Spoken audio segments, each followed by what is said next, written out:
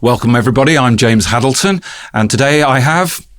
Annabel Makin-Jones from Annabel's Deliciously British. Fabulous. Tell us a little bit about what Deliciously British is so that our listeners can understand what you do there. So I'm a fifth generation farmer, but second generation strawberry farmer. Started the enterprise as I left university with my father. He put the strawberries in. I came home to help and never left.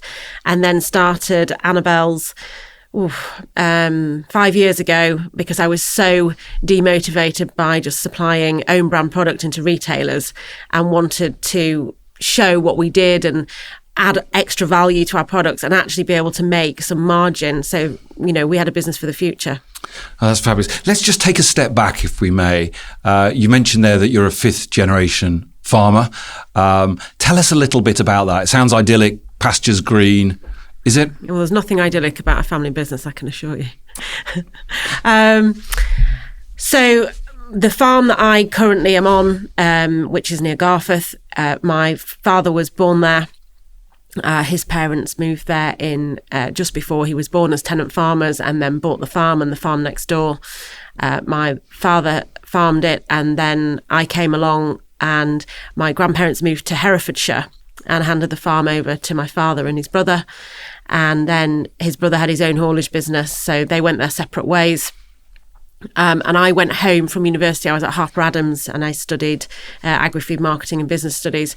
And I came home for the summer just before I was actually setting up a delicatessen and high-end kind of ready meal company. And I had the property in Leeds and I had to wait 6 months. So I went home and worked and never left. So, the rest is history, but I got my feet under the table. It was a big time for the business. We were grading potatoes for Morrison's. The potatoes came from Israel, imported, and this was in the winter months. And it was the year that Morrison's bought Safeways. And so the tonnage went from, I think it was 18,000 tonnes to 52,000 tonnes in my first year. I had a big clean out of staff that, were dead wood and sort of regenerated the business and drove technology and innovation, high level of service, and just really, it was kind of a sink or swim situation. I was only 22. But you started a business, effectively, a new business at 22, one that had been going a certain way. I came in and helped progress it. The base was already there, but for it to go to the next level and be able to cope with that tonnage, it needed somebody to really drive it, and it needed a management behind it, and the management structure was not right. So it was a sink or swim. I taught myself, and it was difficult working with a male orientated business that were pretty much all Israeli is quite hard. They were hard on me, so it's definitely made me hardy. Right. Well, let's take you back to that 22-year-old. So what wealth of experience or expertise did you draw on to get, drive presumably is self-motivated, but where did you get your experience and expertise with it? So I'd worked in the family business in holidays and things from being 14 in the office and, we lived on site. So it's in your blood and you talk about it at home, you hear your parents talking about it. So it's always there. But then when I was at university, I used to have jobs in the summer and at Easter. So I used to do temp work. So I've worked everywhere from Addleshaws filing paper to Sleep Easy beds as the PAs, as PA to the MD. And then I worked in the operations department. But I also did a placement year, which was at R&R Ice Cream, at the time Richmond Ice Cream, and I worked on the Sainsbury's and Asda account, and I was also PA to the sales director. And the wealth of knowledge that came with having such a varied role in such a fast-growing business, but also a food company, was phenomenal. And my university experience, Harper Adams was exceptional for what I wanted to do. And this is all by the time you're 22 years old. You managed to pack all this in. So you take over a business which, as you've talked about, is male dominated. I can't let it slip, but you said right at the beginning, family businesses are not always easy. Can you tell us a little bit about the challenges that go around that, perhaps from those early days, what you saw? Just talk a little bit about that, but the good and the bad, if you like. So I think one of the things is, particularly when members of the family haven't worked for other people, they don't know what it is to be an employee. And we all must know. So to treat your staff well and to get the best out of them, you have to know, you'll have to be able to put yourself in their shoes. And I think that was a real success for me, working for other people. So I knew how that felt, and I could bring that change into the business and empathise with people. I think the other thing is the line between family and business is so blurred. So, some people live on site, you might all live together, you might all live there, or, and then you socialise on a weekend, but you're also there at work together. So that line becomes very blurred, and it's very hard not to discuss business, especially if you are quite ambitious people and there's the next thing and there's the next thing and you get very excited about the challenge. So to create that space is incredibly difficult. I also think, just from a personality perspective, when you work with people, you don't know the ins and outs of their life and you don't see them on a weekend. Whereas as a family, you do. And especially a family business, you're probably all quite strong people and slightly outspoken. So there are boundaries that are crossed, and maybe boundaries that you wouldn't normally cross where you are in a different environment, where you just see your family on a weekend for dinner, or, so I think that does make it more difficult. Do you, perhaps not then, but perhaps now, do you put in place structures, processes to try and put your work away at the end of the day and have your family as family? Or is it in the farming context, is it just not possible to do that? I do. So my husband now works with me, and we do, absolutely. So we can go home, but we don't live on the farm. So we will go home and park it, unless there's something we really need to discuss or there's some extra work we need to do. So yes, we can do that. I mean, obviously in the summer it's very hard because we grow strawberries. So, we are 7 days a week. That pack house runs 7 days a week. For 5 months of the year, it is flat out 350 people that work for us. So you are always on call, and that is when we make our money. So, if we need to talk about something, we do. I think the older generation probably struggle to leave it at home. And then when you put boundaries in place, are probably not always accepted that well. Perhaps a little bit resented as the young generation have new ideas and want to push forward new ideas, but possibly. We'll leave that one at that juncture. So just tell us a little bit. We've got to at the very young age of 22. You've had to rehash the business a little bit. What's happened with Morrison's, as you've just described. Tell us what happened from there. How did you take the business forward from that? So my father had planted a field of strawberries before I came home from university that summer, as Morrison's bought Safeway. And so all of a sudden we had this project that was double the size. It needed an IT system building. Well, I'd never built an IT system. And I had to work with the people that were designing it, as well as learning my role and also growing strawberries. And it was the wettest summer. And at the time we were growing on raised beds. So if you imagine ploughing a furrow, it was like a very high furrow. And it rained and the strawberries were dangling into the water. It was horrific. So for 2 years we stayed at a 15-acre field. And at the time that was quite a lot of strawberries, to start off with. We're now at 400 kilometres of tabletop, so everything's on tabletop, nothing's in a raised bed anymore, and we're now at 400 kilometres, so you can go from the farm past London if you put all our tabletop together. So it basically grew and grew and grew. We moved away from raised beds because of issues with weather, but also picking costs were so high, people bending down, welfare of the staff, and we've invested around 18 million in the fields, so it was long-term investment. And at the time, it was a great thing to do. We are undoubtedly the best country in the world to produce strawberries. We have the best climate for them. And soft fruit is the biggest selling fruit within the retailers. So we went into the right market at the right time. Now, you now produce a very high quality product, and you sell to the likes of booths and upmarket retailers. Do you mind me asking, what makes a quality strawberry? Well, all the growing methods. It sounds a bit cliche, but the time and care that's taken with them in the first instance. So that's from preparing the coir that they're grown in, to the irrigation, to what they're fed, to how they're treated when they're picked. So, for instance, an Annabel's product, if you go and buy an Annabel's product on the shelf the day it's delivered, it's not even 24 hours old. It's the best variety, it's the best size, it's the best colour.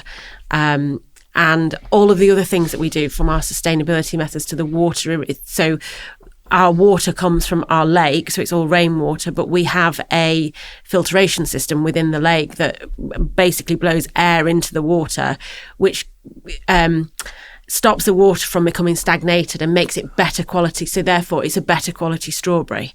We take all the water into a holding tank, and then we put the pH to neutral before then adding any feed. So it's the whole process. From field to fork, basically. I mean, that is an investment and a half, isn't it? You talked about £18 million. I presume that's over a period of time. Yeah. But how much does it cost to get a strawberry now to, I talk about a strawberry, you might talk about a punnet of strawberries, to the table? What are the sort of things that you've obviously talked about water and the investment in the technology to make sure that the water has a neutral pH. But what are the sort of things and the costs that go into getting those strawberries to the table? So I can't give you a number off the cuff now, because it depends who you supply. So if we go to Bristol, or we go to Wakefield, that has a huge impact, because we all know that transport during COVID went through the roof. I mean, we used to deliver to Heathrow for £450. It's now £870 to get a lorry to go from Leeds to Heathrow. I sell a lot of product to Japan for bakery, because they want the absolute best and they have to look absolutely perfect. A lot of UK farmers don't wish to supply because of the time and effort that goes into it, and it's a hassle factor. Whereas actually what Annabel's does is it says, actually, we will do that for you, whatever it is you want, as long as you pay us enough money for it, we will pick up the slack and we will absolutely make that happen. So it depends. The price depends on an awful lot of things.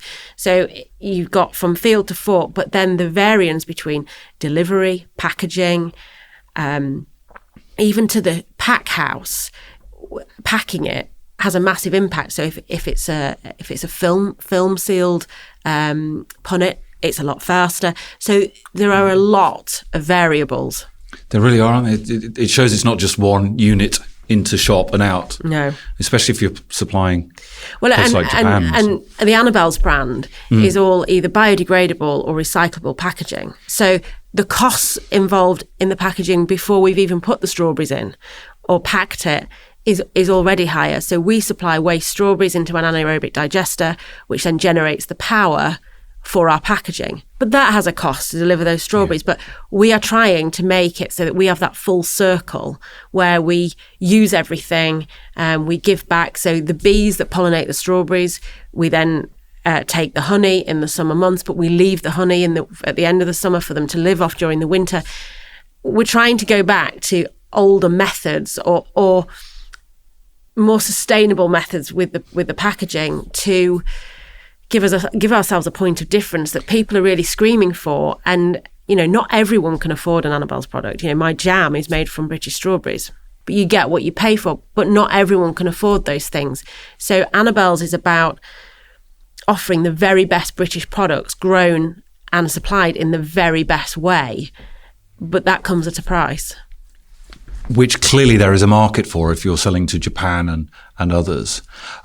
You mentioned one or two things around sustainability, and it's a clear point of differentiation which you make in your marketing as well. You've touched on the anaerobic digester, but can you just talk a little bit more about what sustainability means to you and the sort of things that you do to make that happen? So when Annabel started, it was only 5 years ago, so I'd already been growing strawberries for 15 years, and it came off the back of what I wanted as a consumer. I didn't know of anything else. I just thought, well, what do I want? And so I created, we already had the strawberries, but we elevated them by taking things like the packaging and saying, well, what do people want? Well, why have strawberries become a commodity? Why is everything now a commodity? Why do we not celebrate the seasons? Why do we not celebrate farmers and what we produce? Food has become something that just seems to be, well, it's just there all year round. And we don't actually respect the food or the people that produce the food. And I think we've seen that, in COVID, we had a flicker of people going, oh, well, actually, the only thing I can go and do is go shopping and I can cook. And people became more interested, but we've slipped back again. And I think that has been driven by retailers. You can have what you want any time of the year. And you know what? We're going to absolutely bully the crap out of them. And you're not going to have to pay much money for it. And therefore, we've been forgotten. And the respect has gone for what we do. And that is very difficult because how many people will go and invest £18 million? I've had to borrow a lot of money, of which I'm still paying for. But yet every single year we get hit with minimum wage increases. But I've got to find the money and the retailers don't want to pay for it. So Annabel's was about giving me a platform to do things like we're doing today, to be able to say, guys, I'm the grower. This is what we do. So from a sustainability perspective, anaerobic digester, we use all the rainwater in our 20 million gallon lake. We have our own bees. We use biodegradable packaging. We are LEAF accredited. We are BRC accredited. We are B Corp accredited. We have everything from owl boxes to winter wildflower meadows. We offer an array of things, and I've probably missed some there as well, of what we do beyond what other farmers do. And also, why do the retailers not tell the consumer what we're doing? Consumers now have no understanding of how food is produced. We've done this year some tours for young farmers and for schools, and we also do for our own friends one tour a year where we invite different sets of friends, and people are in shock about what actually food production is, and we're just so removed from reality. How do you educate beyond the supermarket retailer? How do you get your voice? Well, as an industry, we can't. I mean, what are we, 3% of the country or something like that? We have the NFU. Does anybody outside of farming know what the NFU is? Probably not, unless they do their insurance through them. But, that's it really. We need help from the retailers, but they seem to have forgotten that without us, they don't have a product. But why? So given that you have a premium product and presumably they could also make a turn on it, a profit on it, why is there not more education in the supermarket? I mean, I appreciate there are always niche shops, delis and the like, who are willing to talk about the product, but why won't the supermarkets, why won't they help? Or why don't they? Because it's expensive, isn't it? I mean, I did talk to them about having a screen as you walk through each store. This was one northern retailer. Have a screen in each store and each week cover a product. So strawberries one week, asparagus another. Have some of your growers on there. And I'm not just talking about me. I'm talking there's a whole host of us. And take your growers and do some stories. It costs money. At the end of the day, the consumer goes in, they walk round, they influence them by price primarily. They pick up what they're going to pick up basically on a deal, and that's the end of it. As long as we keep supplying as cheap as possible, they're more than happy. I mean, we've been delisted by a northern retailer basically because we demanded increases when minimum wage went up, and we grow a great product and we want a fair price for it and we want to earn a living. I mean, who wants to employ 300 people and invest £18 million and not earn a decent living? Why would I bother going to work? And this northern retailer, was it purely on price? Would they not listen to the story of sustainability? Not interested. Not interested at all? All about price? Yeah. All about price. So we just did our scorecard this week for our end of season, and I ended up leaving with no bitter taste at all, but it just made me laugh because they have a sustainability part on the scorecard, but that's not taken into consideration. It all came down to commercial and quality. And that kind of summarises. So my biggest customer, well, one of our biggest customers is Marks and Spencer's, who I have to say are phenomenal to work with. They look after us, they respect us. It's a privilege to have them as a customer. That's interesting. And why? I mean, people know, they think of Marks and Spencer's when you talk about good food. And it really is the best. And it really is the best, It really is the best. And they pay you a fair price. They want you to earn a living. Right. And they want you. Yes, they are quite demanding. Yes, they are. You have to jump through hoops. But if they're paying you a good price and you can earn a good living, then why shouldn't you? Well, not only why shouldn't you, but you have invested in sustainability, all the aspects that you've mentioned. And that comes with the price. There has to be a return on investment, doesn't there? Or else it's not worth doing at all. That's really interesting. And could you just briefly explain, because it interests me, what B Corp means so that our viewers can understand what that means? So B Corp is an accreditation that holds you to the highest standards. And that is all to do with ethics, sustainability, how you treat your staff. It's basically making you more mindful about the environment, and I don't just mean the environment as in where we grow things, the environment in terms of where your staff work and what you offer. And I mean, I had great plans for my staff. I wanted to build a gym and a yoga studio and offer to get people to get their hair done at lunchtime so it didn't eat into their family time on an evening. But really sadly, there is no money to be able to do those extra things that make their work life even better. And I think I have an amazing team of people, but we are all of a type. If you're a bit lazy and a clock watcher, you last all of about 2 weeks because everybody looks at you like under their eyes and goes, oh God, it's one of those. And that doesn't mean that my staff stay 12 hours a day, because they don't. But everybody puts the effort in and everybody is of the same mentality. And that is a dying breed. We have a lot of soft soaks out there that don't really want to put the time in. And, I advertised a job not that long ago and it was, we start 7:30. And I got an email to say, oh, well, if I can start 8:15, I'll come for the interview. I think, no, thanks, let's not bother.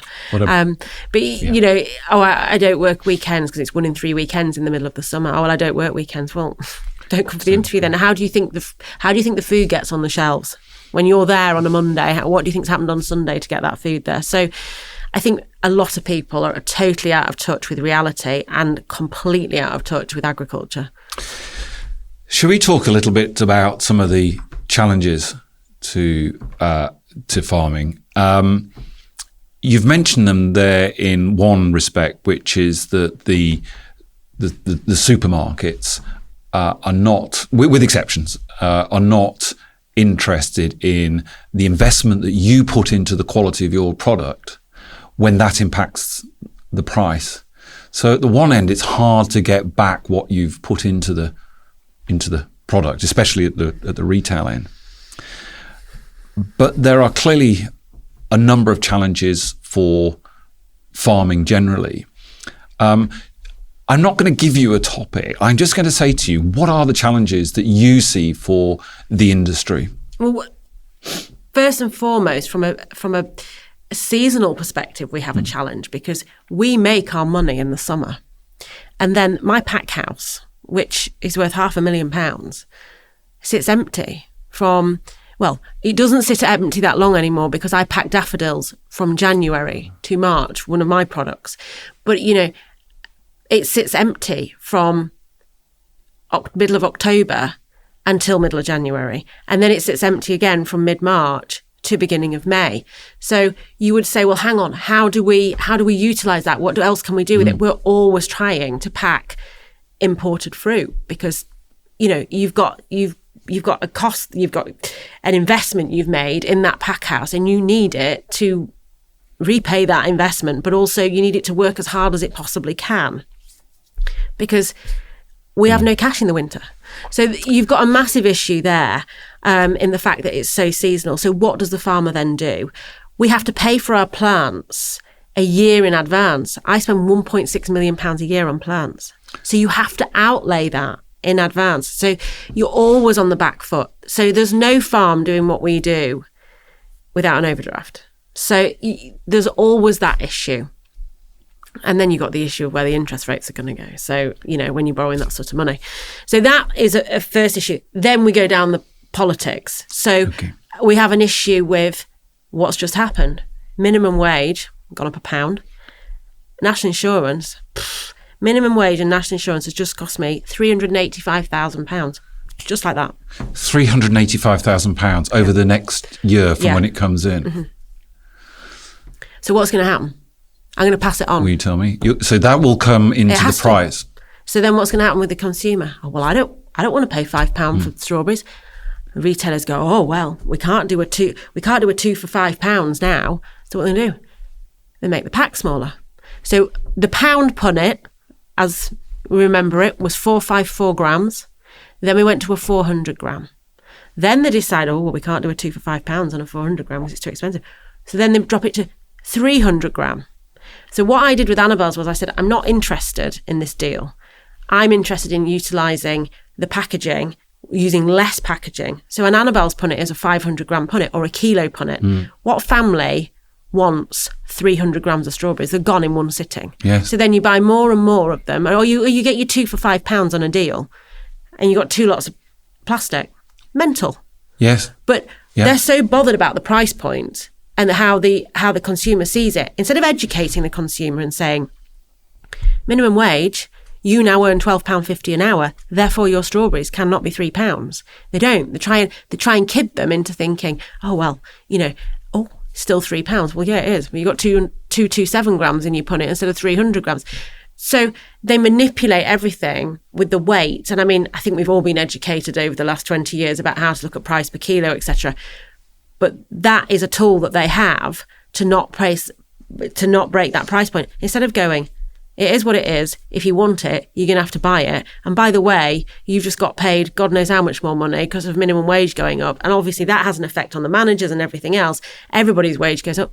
Therefore, you've got to pay more for your food. Yeah. I mean, that is the bottom line ultimately, isn't it? That the consumer has to pay more for its food. Are you in discussions with retailers at the moment about the impact of national insurance and the like? Yeah. And what is the message? They know. They know it's got to go up. And the people that I deal with are accepting of that. So, I deal with everybody from the Savoy to the Landmark to Harrods to, Harrods actually probably the most difficult. Booths, great company, very supportive people, great family business. They all know what's coming. And it's got to be passed on, and there's nothing we can do about it. But the problem is the consumer is now so far removed from what a family business is or anything outside of the corporate world. They don't really understand what the costs are. They don't understand how much electric is or how much actually is somebody's wage at £12.50. It's not £12.50 at minimum wage. It's £15.63 or something ridiculous, because by the time you put your holiday pay and your national insurance on, blah, blah, blah, blah, your pension, it's a lot more. And so the reality is when they see things, that's ridiculous. Well, you come and you see what it costs and what I spend, and then tell me. Yeah, it's the hidden effect, isn't it? It's not just the headlines. And now what do we do with inheritance tax? So do I start and save?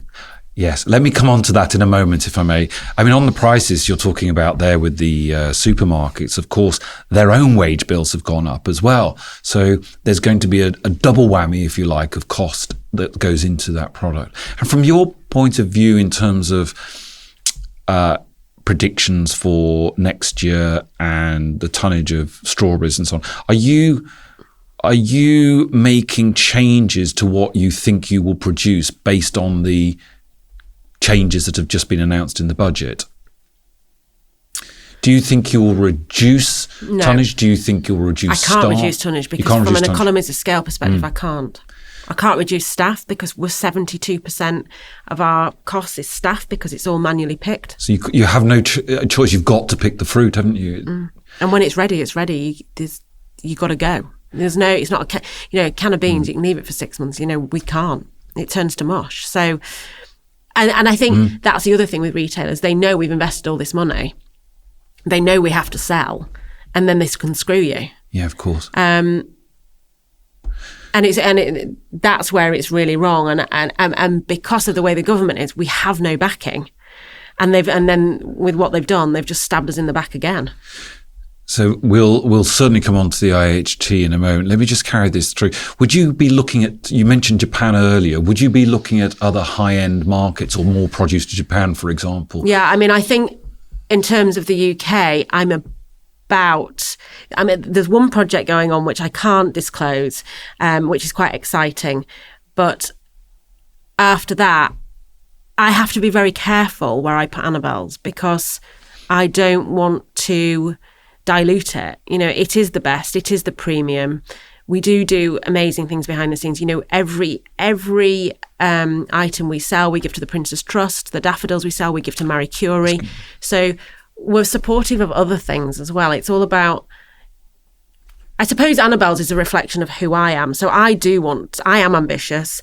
I am very proud of what I've created. But I also want it to be something that people love and enjoy, and know that when they buy my products that they're trustworthy, they're honest, but they're also giving back. So they are looking after the environment when they buy an Annabel's product, and they're also giving to charity. So yes, you go to do your weekly shop, but you're doing other good things at the same time. And I think that's good for people, because people are time poor. So actually I'm buying this product and I know I'm doing other good things. And that was really what Annabel's was all about. And I think that's why, one of the reasons I got my collaboration with Betty's. So I make all of Betty's strawberry jam, both bakery, all for the hampers and in store. And they love what we do. And there are not, well, I'd love to see a farm that is doing what we're doing. And that's why we collaborated together. And they've never co-branded on any of their products. And Annabel's has quite a big space on the jar and on the menu for them to talk about what we're doing. So I suppose having strong ethics and strong morals has put me in this position. And sometimes I think people think I'm too strong, but actually I've created a business of being very honest and hoping things that matter to me matter to others. And I think they perhaps do, don't they? And there's always going to be a market for a premium brand. There is in almost every area, isn't there? And you don't want to compromise that. No, but I think sometimes I do get a little bit upset, because food labelling, whole different chat show for you and I, but food labelling is not transparent, and it's shady as hell. How many honeys are blended? Yeah, they're blended. They're blended in Europe, and they're not actually honey. You've got bees in a factory in China pumping out honey that are fed sugar syrup.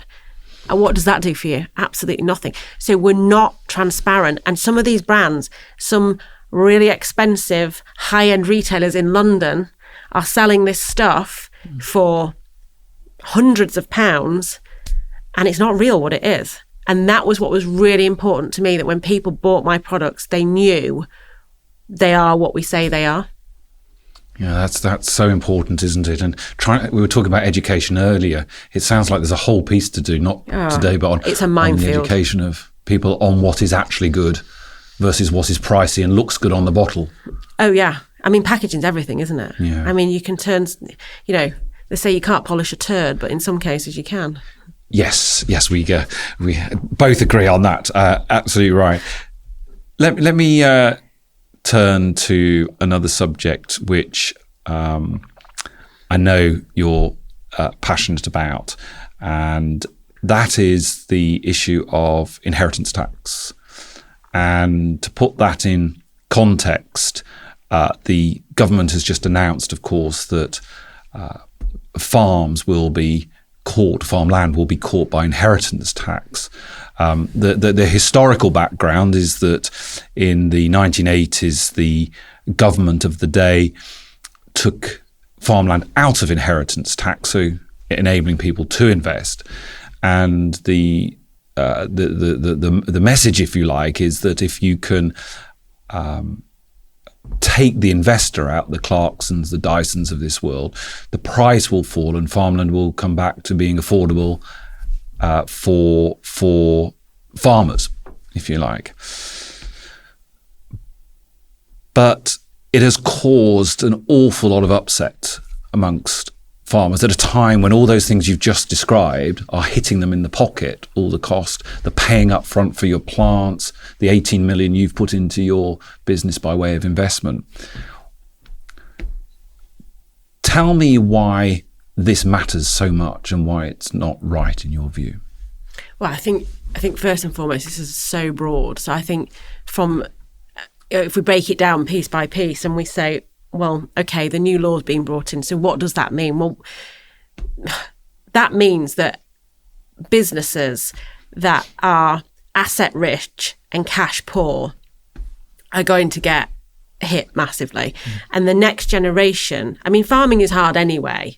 We all know that. With so many variables with the weather and, staff and labour and actually not many people in the industry. So it's already a hard job. So then you say, right, well, there's inheritance tax on top, but you've got such low margins. We already know that there's farmers out there that are not earning very much money.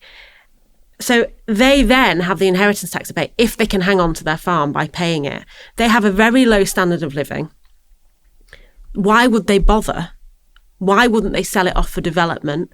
Or, they're not going to be able to rent it out, because how many people are actually then going to want to rent the land to carry on farming when you've got combines at over £1 million? Like, how are they expected to be able to do this? And this is where the problem is, because the margins are so low. If they were earning a lot of money, you'd say, well, save it every year and then pay your inheritance tax bill. But they're not in that position. And then there's people screaming out there saying, well, there's a 7-year rule, hand it over. So that 7-year rule, just before we go on, that means that if you pass on the farm to your next generation and live for another 7 years, then inheritance tax is not payable at all, which is the same for any business asset, if you like, or any asset that's inherited. Sorry, carry on there, yes. And that raises multiple questions. First and foremost, why should the older generation have to take away their security, their income, because they won't have been able to save, because there isn't enough margin in farming for them to save. So what are they supposed to do? So they're supposed to hand it over. They can't have a benefit in kind from the business because they've had to hand it over and they can't show that they're doing that. They lose all of their security. And I can understand why they don't want to do that. However, they are now faced with a decision between give it to my children or give it to the tax man. But again, that isn't an easy decision to make. Some may say, oh, for God's sake, you give it away to your children. But we have heard horror stories before of what people do to each other. So I can understand why not every farmer is saying, okay, I'll hand it all over. And I think we have to understand that, if you take Joe Bloggs living in a 4-bedroom house on a cul-de-sac, they don't put their house in their child's name because we all know they can't, because it's benefit in kind. So they end up paying the inheritance tax at the end of it. And yes, they can sell the property and then they can pay the inheritance tax. But this is very different because a business is employing people. It's how, their house is generally on the farm as well. Employment of others, not just the family members, is so important. But also, they're custodians of the countryside. What do the government think the countryside will look like without the hedges being cut, without the ditches being dredged? What do they think these fields are going to look like? What do they think these footpath walkers are going to walk across when people go, I'm out. I'm not doing this for nothing. I'll sell up, I'll get rid of it. And then you go, well, hang on a minute, who's going to buy it? Well, it sounds like investment companies going to buy it, and then we're just going to be covered in solar, etc., etc. Then what happens? We don't produce the food. We're now, 63% self-sufficient, something like that. Mm-hmm. Where are we going to end up? I mean, you watch I Supply Dubai, and they are 23% self-sufficient, I think, and they struggle. And when the prices are high, they have to pay it. Where are we going to be? And why, when we are one of the best countries in the world to produce food? I mean, we have the highest standards of food production in the world. We allow all these cheap imports to come in and with welfare standards far lower than ours, and we've got to compete with that. Why are we not protecting our own? Why do we not have that British ethos of this is our own, protect our own? We should be patriotic, we should be proud, and we should support our own. And I don't see any of that. Do you think that is policy? Do you think... I think we've got a lot of morons in charge. That's what I think. But nobody seems to get it right, whether it's red or blue. No, I agree with you. They just... They're all there to line their own pockets. Yeah. And everybody's terrified of being truthful and being honest. Oh, you can't say this and you can't say that. Well, why can't you? So can I just ask you a question? I mean, one of the key, I think it was under the previous government for what it's worth, but it looks like it's going to be continued under this government, is the sustainability, rewilding farmland, for example. I mean, what do you think of that? I mean, we were talking about biosecurity, about security of food supply just then and imports, but I would imagine that's the sort of thing that will push us to get further imports because we will get rid of our farmland. Yeah. So rewilding. So an example, Holland, I think is one of the most amazing countries in the world. It's tiny but mighty, and they are great at whatever they do because they don't have a lot to go at. They don't have a lot of space. I mean, they've got amazing land, but you go there, they are the best plant propagators in the world. And the government really, really supports them. So, for example, they do a lot of glasshouse production. So we will bring in, not we as a business, but we as a country will bring in glasshouse fruit from around early March to when the UK strawberry season starts, and the latter at the end of the year. And their government will build a site with glasshouse and put in all the infrastructure, the gas, the heating, and then the growers will go in and put in the infrastructure inside to grow, whether it's tomatoes or lettuce or strawberries, whatever it is. But they give their farmers that leg up to create that industry. We don't get a leg up. And I don't want a handout. I don't want, oh, well, you've got this much land, you can have this subsidy. I'm talking about encouraging us to be ambitious, to be entrepreneurial, to say, okay, let's have more glasshouse in the UK, or let's have more vertical farming. Where's the support for that? Oh, you get R&D through your accountant. I mean... And that's it. Oh, my God. And then there's some grants. It took 18 months to get a grant. And I couldn't buy the stuff in the 18 months and my business benefit from it because they hadn't decided whether I could have it. 18 months. I mean, what joker, thinks in a business that is fast-paced can wait 18 months, and then you put pressure on them and they get all flustered because you're putting a bit of pressure on them. I mean, they're totally out of touch. And that's the problem with the government. They don't know how to run a business. And what would you do if you were given, policy-wise, what would you do to... The first thing I do is sack them all. Right, you sack them all. Whatever colour they are, you've sacked them all. They're policy makers. They don't know what they're doing. They've never farmed. They've never run a business. Well, some farms, but they've not run a business. You've got carte blanche, starting from here, to put policy in place to help. What are the sort of things that you would do to make farming better so that more people bought British produce, your produce? So we have to have something that encourages.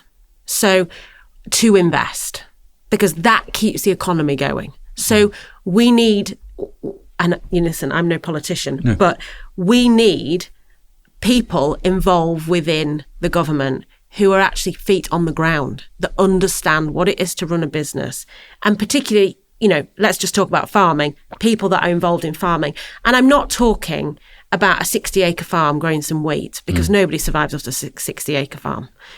Somebody with a 60-acre farm now is probably a banker that rents out the land. It's not realistic.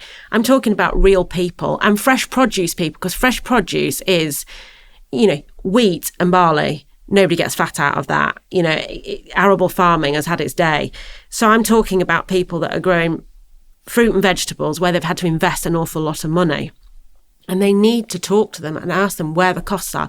Where do we want this to go? Where do the prices want to end up? How do the retailers treat us better? How do the government help us to get a fair price and create an established relationship with the whole way along where we all benefit and people want to come into our industry? People look at us and go, oh my God, why would you bother? And I can understand that. And especially now with the inheritance tax, even more, why would you bother? So in terms of policies, we do need help for investment. I mean, they have to be processed quicker. I don't know behind the scenes what goes on for those to be processed. All I know is it's slow. So somebody needs to do something about that. But also, I mean, we got turned down for our water, for our investment in water and making our water better. And we're still fighting with them. And we've ended up paying for it ourselves because it was so slow and we needed to do it to make the strawberries better quality. So you just end up, if you can, you end up doing it yourself anyway. But the other thing is, how do you encourage people to invest? You allow them to make money. You put benefits there for them. Nobody at this current time is inspired to do anything. I mean, I've always got an idea and always want to try something new. And I'm so uninspired and so bored. I just think, well, what's the point? So I can't give you the answer of this is what they need to do, but they need policies and they need something to inspire us and say, go and do this. You look at new products. I mean, why isn't the government saying, okay, what do Holland do? Or what are Germany doing? What could we do differently here? Is there something we can take from them? Because as farmers, we're doing our job. They should be seeing things from around the world and helping us, because ultimately they're going to reap the rewards, helping us to go, why don't you try this? What about this? Why aren't they investing in sites like Holland do? I can't answer that question because I'm not a politician, but we lack guidance, support, encouragement. We are forgotten. Isn't it the role of the NFU as well as the representative of farmers to take this, to be the intermediary between those people who are doing their jobs and the policymakers, and to go out and say these are the things which ought to happen? Yes, it is. Yes, it is. I can't answer for the NFU. I don't sit on the board and I don't have that much to do with them. And I'm sure there are people in there that are fighting hard for us, but it's not working. No. Or they're not being heard. It is so diverse, farming, isn't it? I mean, we're talking about, fresh fruit in a soft fruit. In your case, we have hill farmers where you just couldn't put anything on but sheep. It's a very diverse group of people, isn't it? I suppose it's very hard to create a policy that fits all. Yeah, I mean, a policy that fits all isn't going to work. No, but you want those encouragements, if you like, to invest, to know. Well, I also worry what will happen to the countryside. I mean, you think of the hill farmers. If there stops being hill farmers, what's going to happen? Yeah. There will be disease on those hills. They look after that land. You've got National Trust buying up these big estates because people can't afford to run them. Do we really want the National Trust running our countryside? Well, they do run farms, don't they?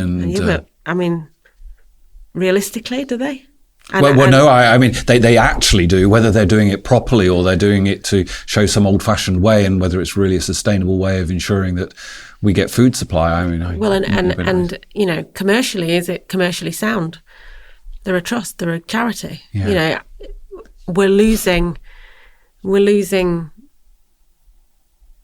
everything that has mattered really in farming. There's just less and less of us. We're just becoming dissolved, and that is so unencouraging and so boring. For me, for the career choice that I've chosen, and it is a career, especially with having the brands, and I also have a drinks company, Tame and Wild Drinks. Yes. I feel personally that I'm forgotten. Nobody really cares. Oh, it's just somebody producing something, put it on the shelves, and that's it. We're just a nobody. And then you've got the likes of the union leaders who have all been given these huge pay rises. For what? It wasn't broken. So what are we fixing? Why are we making sick pay from day one? We've got freeloaders everywhere, and you've just given them a payday to go on the sick from day one. What are we doing?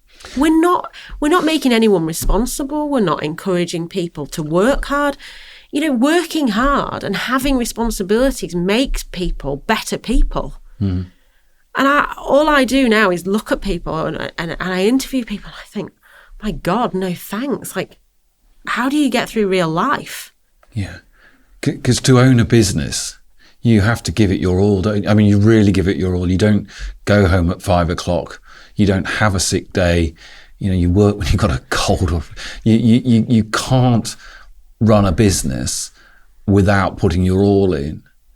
And you certainly can't make a profit if everybody else is taking the cut before you can even take a profit, even to invest back, let alone for yourself. And the way it feels to be treated by the government is, well, tough. You chose to own your own business. You chose to do it. And there is a point there. We have chosen to do that. And hopefully you reap the rewards. But now the rewards have been taken away because you're going to pay the taxman again. So why would anybody do it? I mean, my last child, I had 3 days off maternity leave and went back to work. You know, so that is the reality. And I'm fine with that. Yeah. That was my choice. And, that's up to me what I chose to do. I work for myself. But they're so out of touch. You know, they think, a 4-day week and you get 9 months off maternity and you should get paid. Who's paying for all of this? Because the supermarkets don't want to pay me enough money to go on maternity for 9 months and pay for a replacement MD coming. They won't pay for it, will they? They absolutely won't. Just a few more questions. Is there a place for you in politics? Do you see yourself? I think I'm a bit outspoken, don't you? No, I think that my question's more, you have a passion, clearly have a passion for what you do, both in terms of your business and the industry itself. The industry needs advocates. You advocate for your business extremely well. But do you see yourself in that campaigning, if not overtly political role, as being somebody who would like to force change, have a voice that forces change for the good? Well, I don't think there's enough people that speak up. I think people are afraid. I mean, it's easier to stay under the radar and, just go about their day, because putting your head above the parapet, you might get fired at. But actually, I'm not that bothered about that. I think people have done lots of things over the generations, and those people that have stood up for us have made a huge difference and fought for things that have given us the lives that we have now, particularly as women. So I will always speak up, and I do speak my mind, and I'm very black and white. And I think that's what we're missing. I don't think I'm going to change the world on my own. But I think that if we could have more honest people and people that go out there and share their experiences and of why they're so open and so passionate about what they do, hopefully that will inspire the younger generation. Because from what I see, I don't know where we're going to end up, because kids today are so out of touch with reality. My children, for instance, they have jobs at home and they have to do them. And it's a case of, well, we're not doing that, or you're not having that unless you do it. And there is nothing wrong with learning responsibility from a young age. And I just don't think we do that. And when you find someone that is like that, you're almost surprised. It's gone the other way, hasn't it? Yeah. Completely. So we might see you out campaigning. I mean, I don't think you'll change your personality. You'll always be an advocate, won't you, for both the business and and I don't think it's just for agriculture and business. I think I'm also an advocate for young people, knowing how important it is for them to have a point of difference. You don't have to be an academic. If you have a great work ethic and a great attitude, you will go way further than the academic, because that is what is crucial. You can be as bright as you want to be, but if you don't have the right attitude, you'll never go anywhere. So for me, I say to my children, you can go into an interview and there can be somebody super bright with all A's, but you are gregarious and a great communicator and have, great personal skills, and you're on time and you don't take sick days, you will get the job, because you will be better than that other person. Because being able to trust someone and knowing that they care about your business like you do goes way beyond. So you can practice those things at home.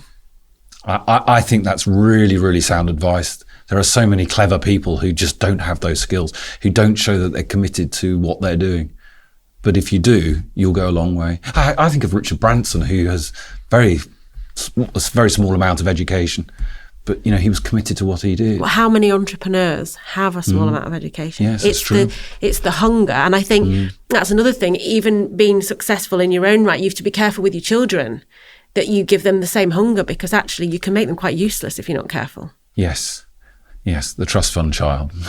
Yeah, there's no ambition. There's no reason to get out of bed. No. There's no, and again, my children are very fortunate, but they know what work is, and they've lived and breathed Annabel since the day it started. And Oscar, my son, is 10. He works on. We have a pop-up shop, which is a horse trailer that we've changed into the shop. He works on the shop. He works on the farm. He works in the pack house.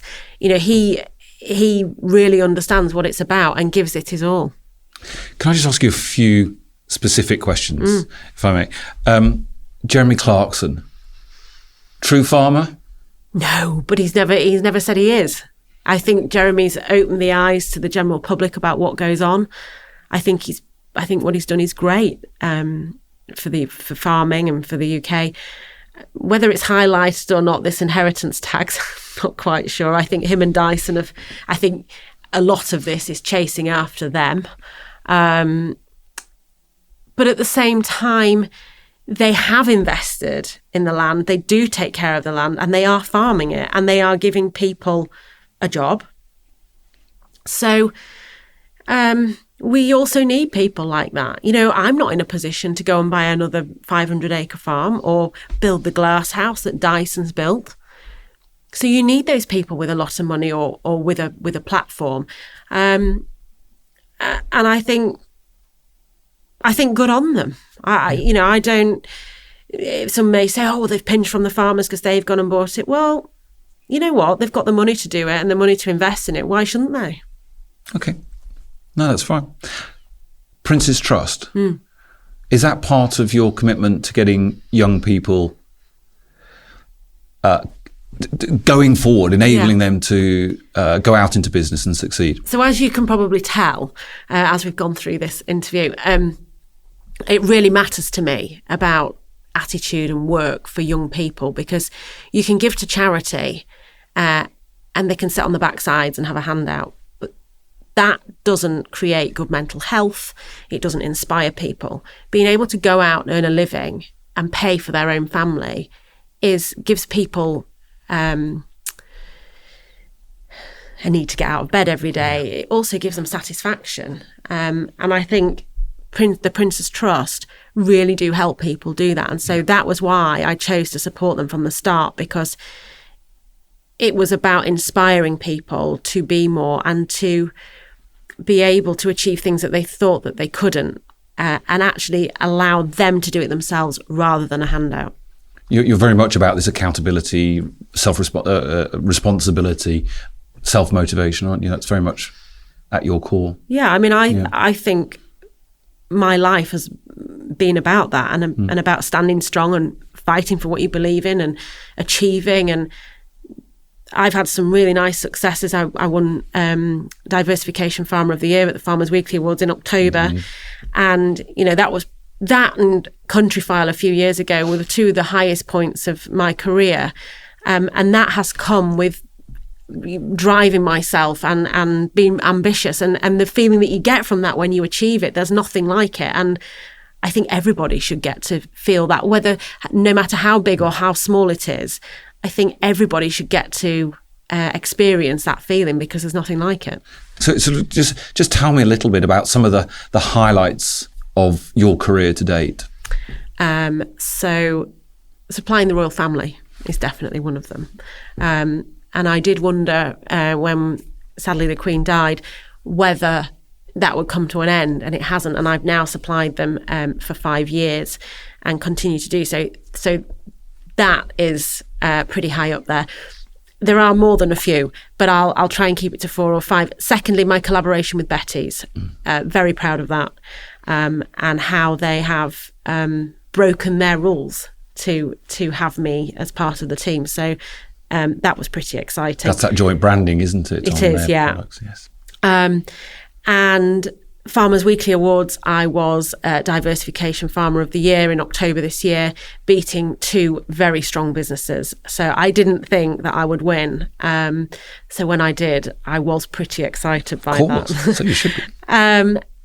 My B Corp was a huge thing to do, and I was very proud to have that. And we filmed Countryfile a few years ago with Matt Baker, and that was kind of as the brand was starting to get going. And they spent probably, I think when it came to the cut, we made about 10 minutes, and that was a really fantastic thing to happen sort of 2 years into the brand. I mean, there have been other things. I went to London when I started the brand and pitched it to the 2 best wholesalers supplying the 5-star hotels in London, and I had no product. It was just me talking with a box, and they both took me on there and then with the view to just seeing the product before we started. And they are, well, sadly one of them deceased during COVID, but the other one has been is an amazing customer, Le Marché, and I will forever be thankful to Marcus, because he didn't know me and he met me and he said, "Yep, I think you're great. I want to go with you." And he was my backer from day one, and I'll never forget that. So that was pretty exciting. That's amazing. I think that talks to something that you touched on earlier, which is that if you're convinced in what you're doing, you can convince others. If you're not passionate about what you do, you won't convince others, never mind how good the product is or isn't. Yeah, and if you're not passionate about something, don't do it, because everybody can tell, and it's boring, and you're boring. So, find something, be great at it, and, drive on, crack on. We're only here once. Yeah, you're absolutely right. You're absolutely right. So tell me a little bit about the sustainable farming incentive and your thoughts on it. Well, it doesn't encourage food production. So, in all honesty, I think it's a load of tosh. But, for example, we've put 20 acres down to a bird seed mix. You get £750 an acre to do that, to establish it. And then now they've brought in, if we add additional bird seed throughout the summer to that, then we'll get another £400 an acre. You can't produce food and earn that profit. So is everybody just going to start putting down bird seed mix everywhere? And that's what our countryside is going to become. I mean, it's utter madness when we're only 65% self-production of food. Why are we not encouraging more food? And again, this comes back to, why is there not incentive to people producing more fresh produce in this country so we're not importing it? Yes, that's the key. Why is the government not getting behind it to build more glasshouse, to encourage farms to invest in something different, encourage and inspire the next generation of farmers, because they're not going to be here and they can't pay your inheritance tax bill if they don't earn any money. So help them and educate them into how to do that. Yeah. So tell me a little bit about arable farming and the state of it at the moment in this country. So when the Ukraine war started, we saw prices increase because there was a shortage, because Russia and Ukraine were struggling to get their grain out, whereas now we are back down at £185 for feed wheat, which you need 220, 230 to survive. So that's so if you made 220, 230, that would be profitable, but down at 180, 185, it's a lot. You're losing money. You're losing money. And that's because we're importing again. So they're killing the demand for UK wheat. So, what do we do? And then all the questions around sustainability. Why are we importing? Yes, yeah. So then let's just put the bird seed mix in. Yeah, that's actually the answer, isn't it? So Annabel, if you could do one thing at this time, what would you do to ensure that the farming voice is heard? So when you feel like you're trapped and you can't get rid of it, I suppose I would stand in Trafalgar Square with a microphone and shout something along the lines of, "Are you listening?" Maybe dressed up as the Grinch or in some sort of stupid outfit, because it seems that the stupid idiots are the ones that get the attention. So the more ludicrous you are, the more someone will spot you, because we can't seem to get heard. We can drive tractors, there was they barricaded a port last night. We did the march through London. Were we heard? Not really. So perhaps if we could do something absolutely stupid, that they may actually take heed. People are talking about, let's not supply food. Let's let the supermarkets run dry. The reality is we can't survive without supplying that food because we don't get the wages paid. Is that going to happen? No, it's not. And if you could invite Keir Starmer to come onto your land now, firstly, would you do it? Well, after I'd slapped him silly. And after you slapped him silly and invited him onto your farm, what would you say to him? Well, I'd say get your overalls on and come and do a few days and see what the reality is, and then see what the margins are. And you tell me how we're going to pay that inheritance tax bill and what's going to happen to this farm. Brilliant. Annabel, thanks so much. Absolutely brilliant. Thank you for joining us. If you enjoyed the episode, please like, share and subscribe, and we'll see you next time. Thank you.